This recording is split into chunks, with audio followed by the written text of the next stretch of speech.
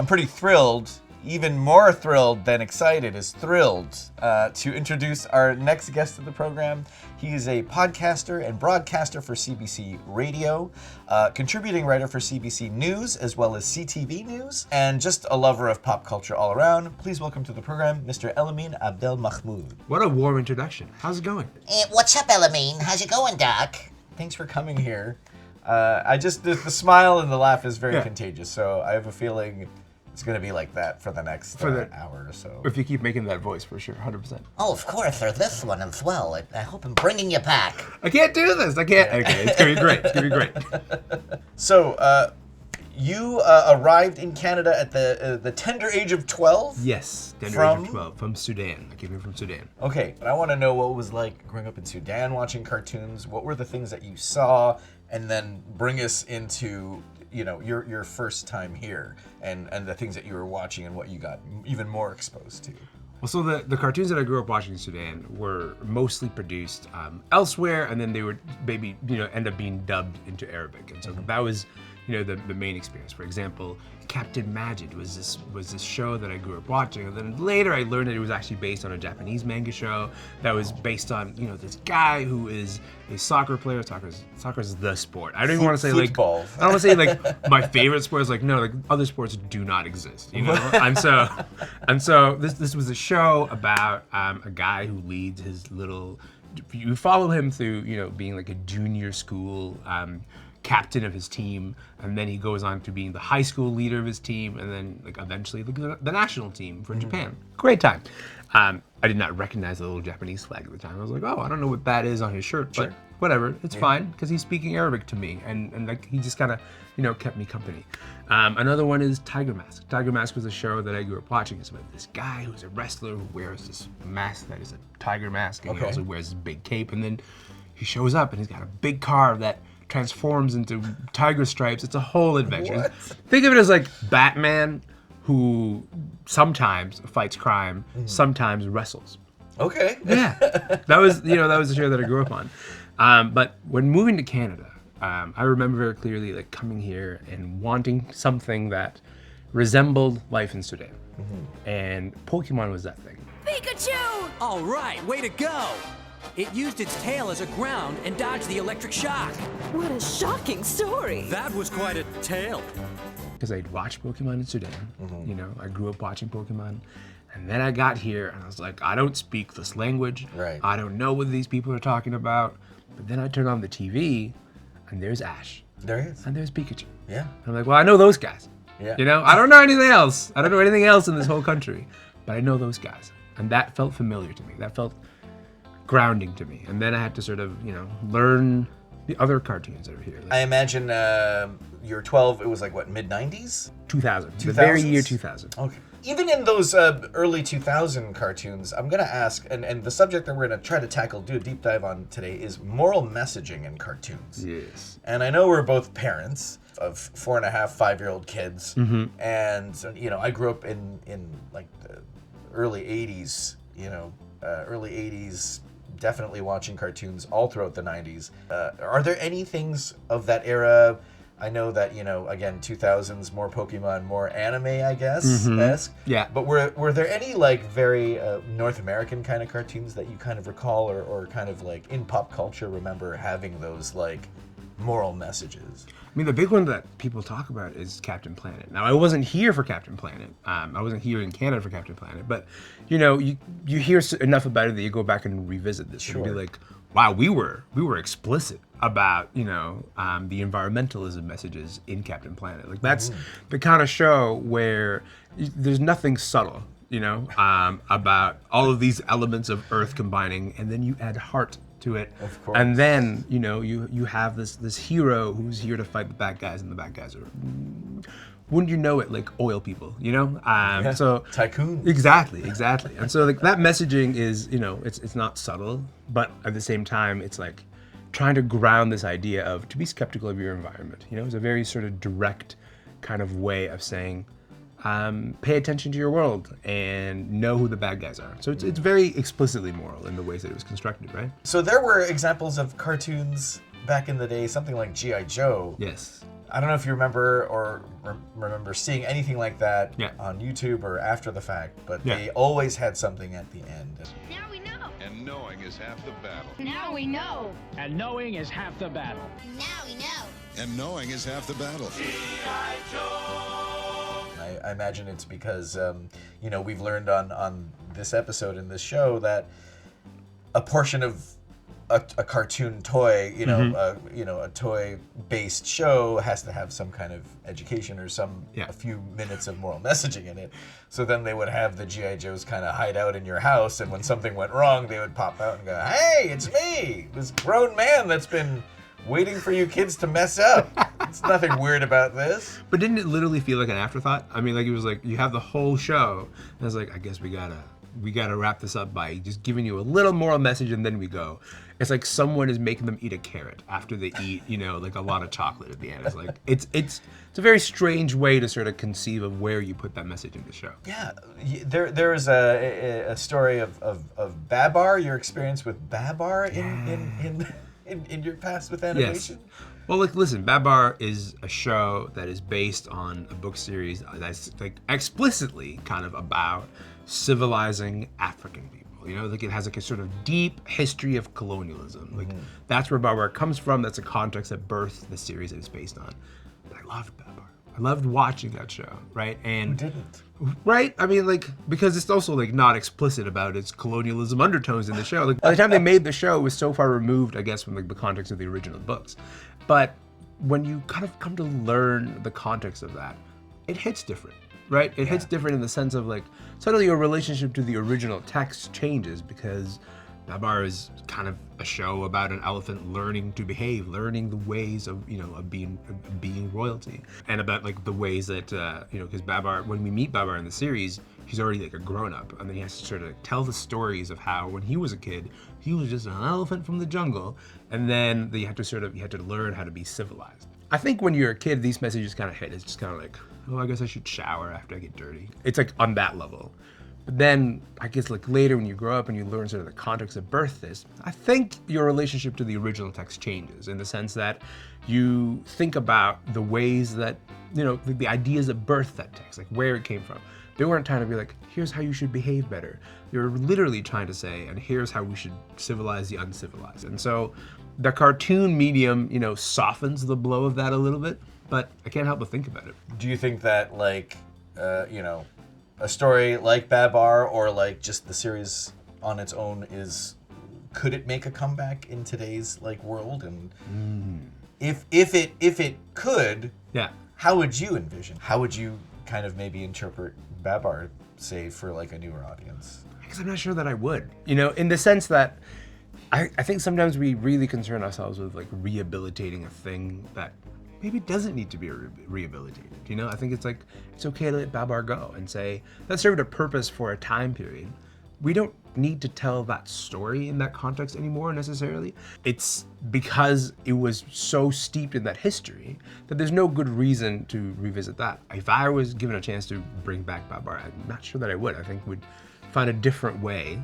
We'd be I'll get an elephant and he won't be from the jungle this time around, but he'll still sort of go through the similar moral lessons that Babar goes through, because Babar the show, he's a good king, he's a really good dad, and you would focus on those elements and not necessarily the history of how he came to be that way, because I think that's where you could maybe run into some trouble.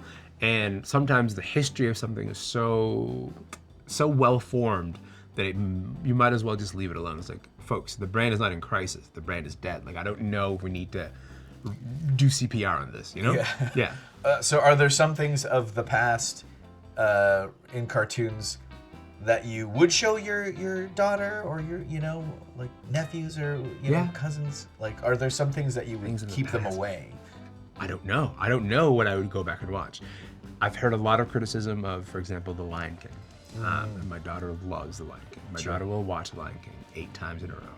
And she will not cry during the scene that Mufasa dies, which is wild to me. I'm I'm right here.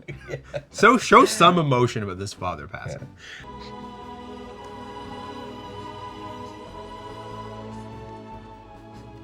But the hyena characters and the ways, the ways that they're coded black, in that movie. It's like, did they need to be?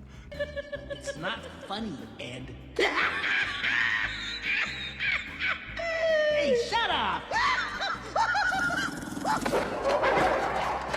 Will you knock it off? Well, he started it. Did they need to talk like this? That's a thing that Disney does a lot in a lot of different movies.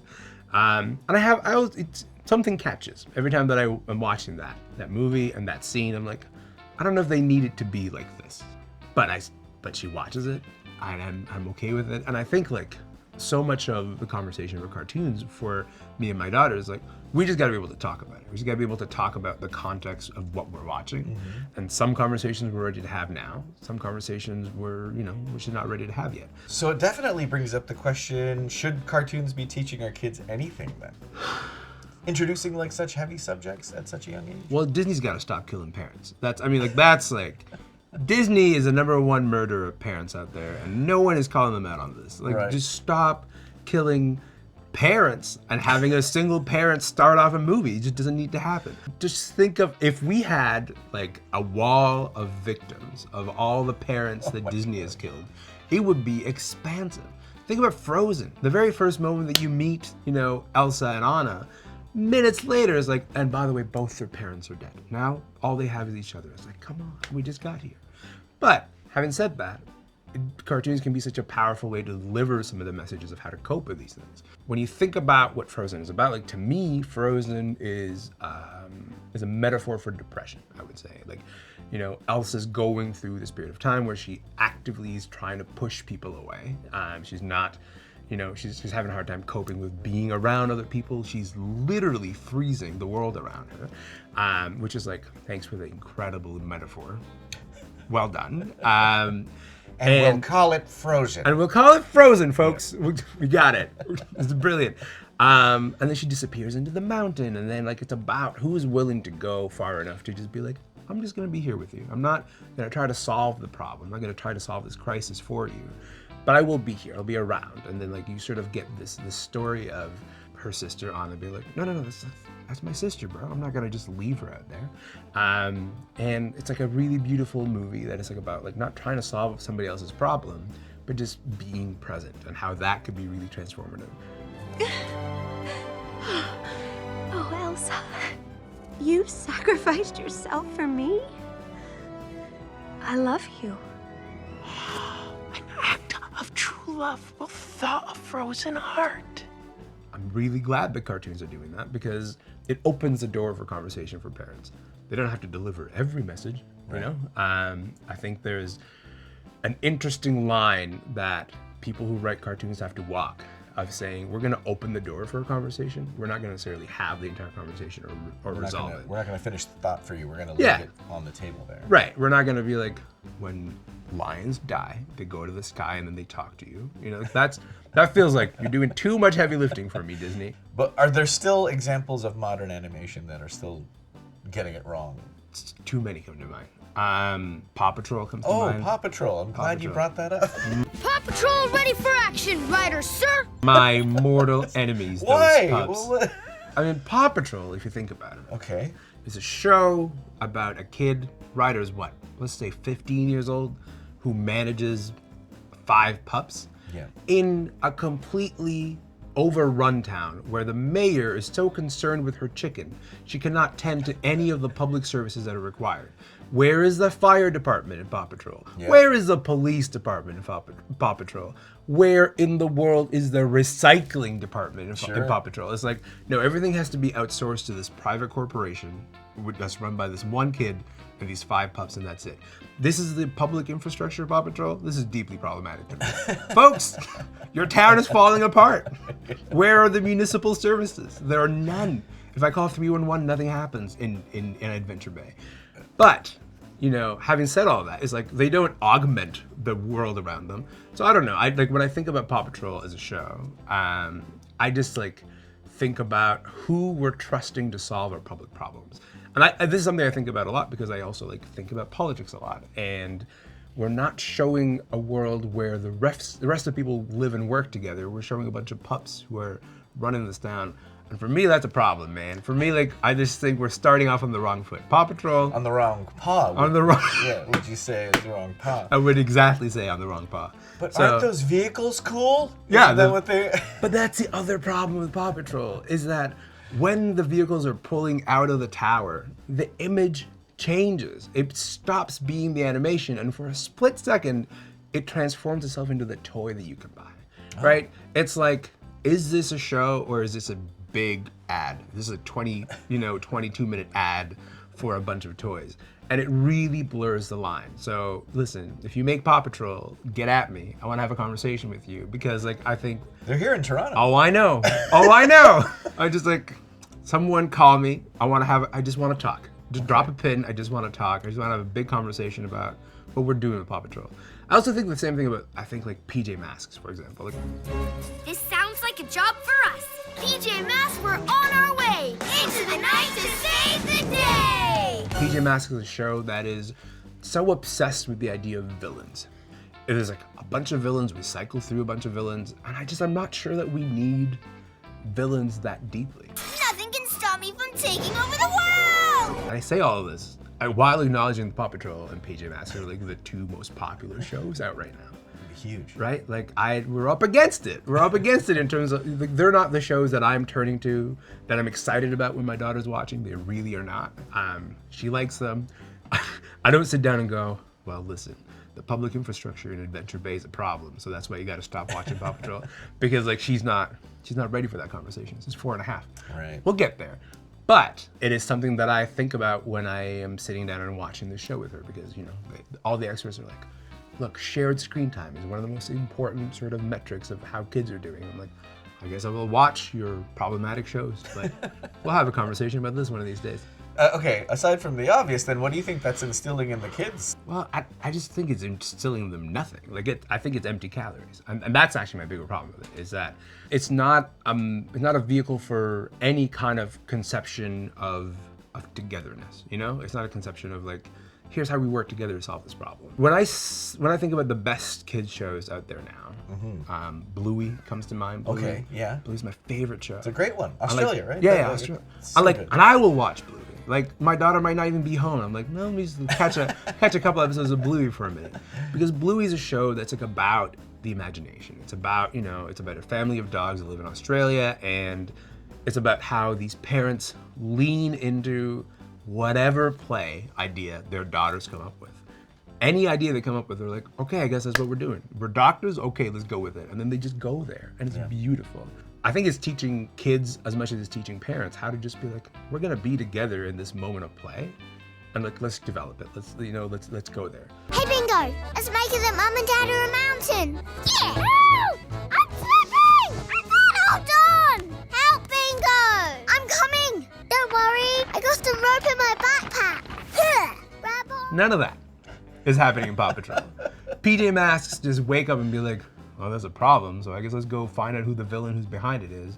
That show also teaches kids to stay up late, doesn't it? I mean, it's all adventures in there. Literally at night. Yeah, they're like, we put on our pajamas and then the action happens. And I'm like, no. That's when you're supposed when you to put go on to your bed. pajamas, Yeah. you're going to bed, bro. We're done. Like, the day is done. I'm trying to sleep. I'm trying to sleep. I got work in the morning. I don't want to hear a villain outside. I don't want to hear you fighting a villain in your bed. I think we see a lot of cartoons that have a very simple idea of what a villain looks like. That, to me, I'm not that interested in that. Like, that's just not what I'm drawn to. It's not what I would prefer my daughter watching.